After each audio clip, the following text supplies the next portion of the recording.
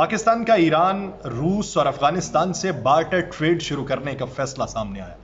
पाकिस्तान का फौरी तौर पर तीनों ममालिक से अशिया के अदले बदले की तजारत करने का फैसला सामने आया। बेहतर होते हैं इस तरह कंडक्ट करने से, ना ही कोई मुल्क की इज्जत में इजाफा होता है, ये आप अपने आप को ही एक्सपोज कर रहे होते हैं। ईरान, रशिया और अफगानिस्तान के साथ बार्टर ट्रेड करेगा। ये बार्टर ट्रेड क्या है? किन कंट्रीज़ के बीच ये ट्रेड होती है? पाकिस्तान वो होता है एनर्जी पे। हम महंगी एनर्जी ले रहे हैं, हम महंगा तेल ले रहे हैं, हम महंगी गैस ले रहे हैं कतर से। बार्टर ट्रेड में तीनों ममालिक करेंसी का तबादला नहीं करेंगे। पाकिस्तान ईरान से तेल, गैस और कोयला मंगवा सकेगा। नमस्कार दोस्तों, जय हिंद। दोस्तों, पाकिस्तान ईरान और रूस और अफगानिस्तान से बार्टर ट्रेड करने की सोच रहा है, जिस पर पाकिस्तानी मीडिया खुश है। लेकिन पाकिस्तान के पास एक्सपोर्ट करने के लिए कुछ नहीं है। पाकिस्तान केवल आतंकवाद को ही एक्सपोर्ट कर सकता है। क्या है पूरा मामला, वीडियो को स्टार्ट करते हैं। लेकिन उससे पहले यदि आपने हमारे चैनल को सब्सक्राइब नहीं किया तो सब्सक्राइब करें। वीडियो पसंद आए तो लाइक करें, कमेंट करें और शेयर करें। जय हिंद, वंदे मातरम। पाकिस्तान ईरान से खाद, केमिकल्स, फल और सब्जियां भी मंगवा सकेगा। इसके साथ साथ पाकिस्तान रूस से तेल और गैस दरामद कर सकेगा। पाकिस्तान रूस से लोहा, स्टील और टेक्सटाइल मशीनरी भी खरीद सकेगा। पाकिस्तान रूस से गंदम और दालों की तजारत भी कर सकेगा। इसके साथ पाकिस्तान अफगानिस्तान से फल, सब्जियां, मादनियात समेत 10 अशिया खरीद सकेगा और पाकिस्तान तीनों ममालिक को 26 अशिया फरोख्त कर सकेगा। पाकिस्तान इन ममालिक को चावल, नमक, फल, सब्जियां और अद्वियात बेच सकेगा। पाकिस्तान इन ममालिक को दूध, अंडे, सीरियल्स, गोश्त और मछली बेचेगा। इनके साथ साथ टेक्सटाइल, चमड़े, फर्नीचर और खेलों का सामान फरोख्त किया जा सकेगा। पाकिस्तान इन ममालिक को मोटरसाइकिल्स, ट्रैक्टर्स, लोहा और स्टील भी भेजेगा। इसके साथ जूते, रेडीमेड गारमेंट्स और कालीन भी फरोख्त किए जा सकेंगे। पाकिस्तान ने ईरान, रूस और अफगानिस्तान से बार्टर ट्रेड के कवानीन भी जारी कर दिए हैं। सरकारी और निजी कंपनीज ईरान, रूस और अफगानिस्तान से बार्टर ट्रेड करने की अहल होंगी। निजी कंपनीज को FBI, कस्टम्स और पाकिस्तान सिंगल विंडो की शराइत पर पूरा उतरना होगा। है तो ये अच्छी खबर। हमसाया ममालिक से तिजारत होनी चाहिए और इस तरीके से हो तो इससे बड़ी बात और क्या होगी। लेकिन सवाल यह है कि हम जो भिजवाएंगे और जो मंगवाएंगे उसका तनासुब निकालें और फिर अपनी माजी की पैदावार की तरफ देखें तो पता चलेगा कि हमने किसानों के साथ क्या इस्तेहसाल किया, हमने अपनी फसलों का कैसे बेड़ा गर्क किया, हम किस शय में खुद कफील थे और किस में हम मोहताज हो गए। हम एशिया में गंदम सप्लाई करने वाले ममालिक में शुमार होते थे, लेकिन अब गंदम मांगने पर क्यों मजबूर हुए? हम कपास में खुद कफील रहने वाले धागा इंपोर्ट करने पर क्यों मजबूर हुए? हम फलों पे नाज करने वाले किसकी हुकूमत में फलों की पैदावार पर कोताहियां देखने पर मजबूर हुए?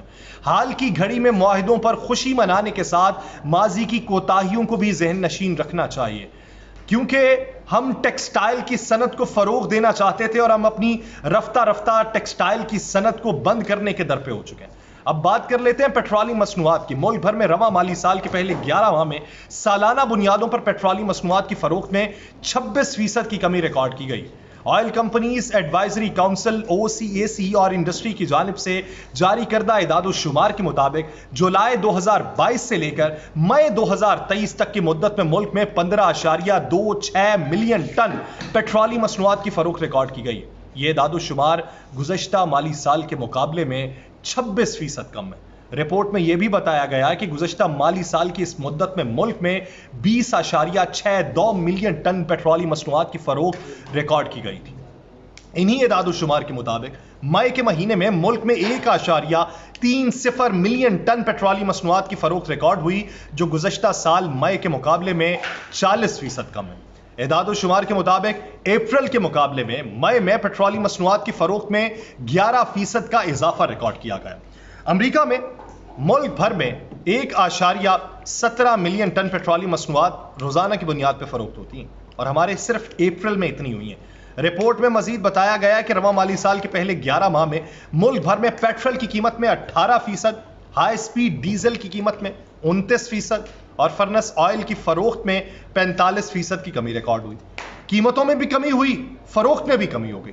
रवा माली साल की इब्तदाई 9 माह में जुलाई तक मार्च के अरसे में वफाकी हुकूमत की जानिब से 6,978 अरब 17 करोड़ 90 लाख रुपए के अखराजात किए गए, जिनमें से 3,582 अरब 44 करोड़ 70 लाख रुपए कर्जो सूद की मद में अदा किए गए। रवा माली साल वफाकी हुकूमत के कुल अखराजात का 51% हिस्सा कर्जो सूद की अदायगी में सर्फ हुआ है। वजारत खजाना की दस्तावेजात के मुताबिक रवा माली साल के इब्तदाई 9 माह के दौरान FBR की जानिब से 5,155 अरब 90 करोड़ 60 लाख रुपए का टैक्स इकट्ठा किया गया, जबकि 6,396 अरब 58 करोड़ 20 लाख रुपए का मजमूई रेवेन्यू इकट्ठा किया गया। जुलाई 2022 से मार्च 2023 के अरसे में वफाकी हुकूमत की जानिब से की जाने वाली कर्जो सूद की अदायगियां FBR के रेवेन्यू का 69%, जबकि वफाकी हुकूमत के मजमूई रेवेन्यू का 56% है। हर गुजरते साल के साथ कर्जो सूद की अदायगियों की शरह में मुसलसल इजाफा हो रहा है। PTI की हुकूमत के आखिरी माली साल 2022 के दौरान वफाकी हुकूमत के कुल अखराजात 9,350 अरब 8 करोड़ 90 लाख रुपए थे। इस साल हुकूमत की जानिब से 3,182 अरब 43 करोड़ 20 लाख रुपए की अदायगी की गई है, जो कि कुल अखराजात का 34% बनती है। पाकिस्तान को इससे क्या फ़ायदा होगा और जिन कंट्रीज़ के साथ पाकिस्तान ये ट्रेड करेगा उनको इससे क्या फ़ायदा होगा? देखिए, सबसे पहले तो ये जान लें कि बार्टर ट्रेड है बिज़नेस टू बिज़नेस, यानी आपको प्रोडक्ट्स उठानी है कहीं से और उसके बदले आपको ना करेंसी यूज़ नहीं करनी, डॉलर भी नहीं देना पड़ेगा और रुपया भी नहीं देना पड़ेगा। जब आपके पास है ही नहीं तो आप कहाँ से देंगे? आप बदले में क्या देंगे? आप बदले में उनको अपनी प्रोडक्ट्स देंगे।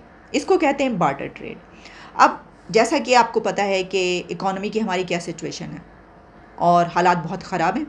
हमारे पास जैसा कि करेंसी नहीं है और जो फॉरेन रिजर्व्स हैं वो भी कहाँ पर पहुँच चुके हैं। इसी के साथ जो IMF का प्लान है उसका तो कोई अता पता ही नहीं, पहले वाला हो ही नहीं सका, अगला अब जून में बजट आ रहा है, फिर हम अगले प्लान में जाएंगे।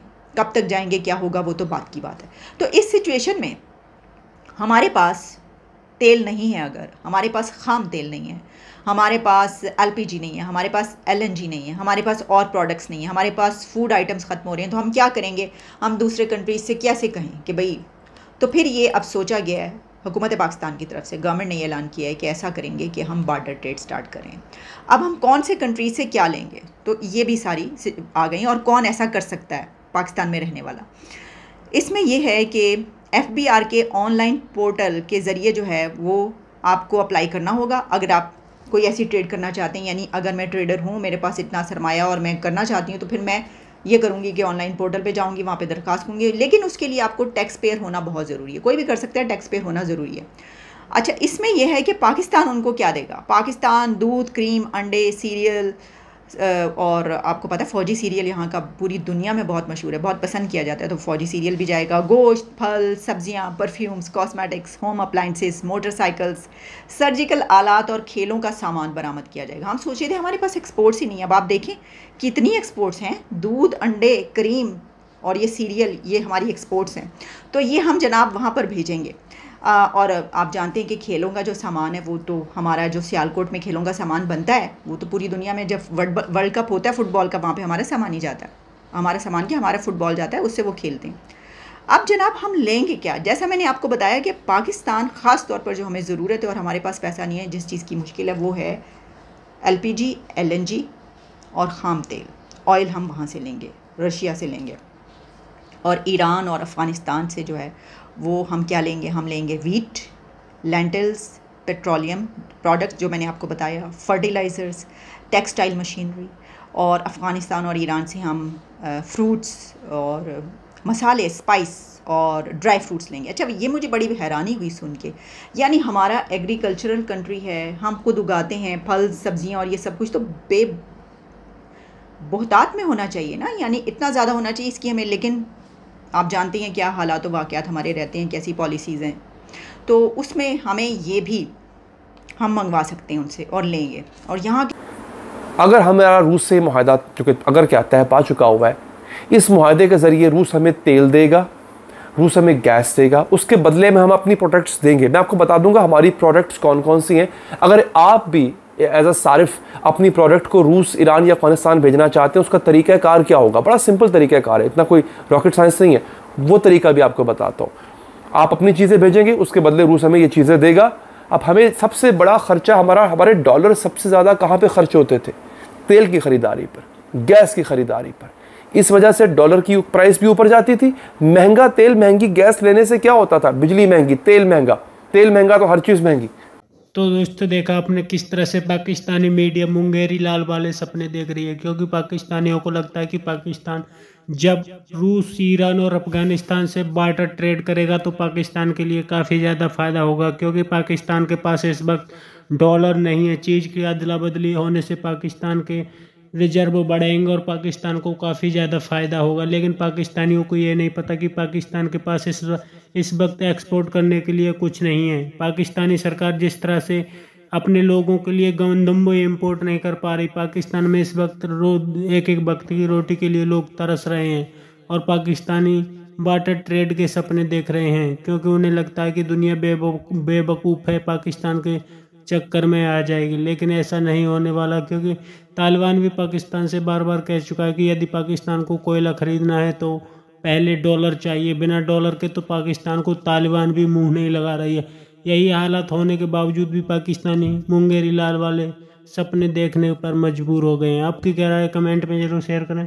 यदि आप चैनल पर नए तो चैनल को सब्सक्राइब करें। वीडियो पसंद आए तो लाइक करें, कमेंट करें और शेयर करें। जय हिंद, वंदे मातरम।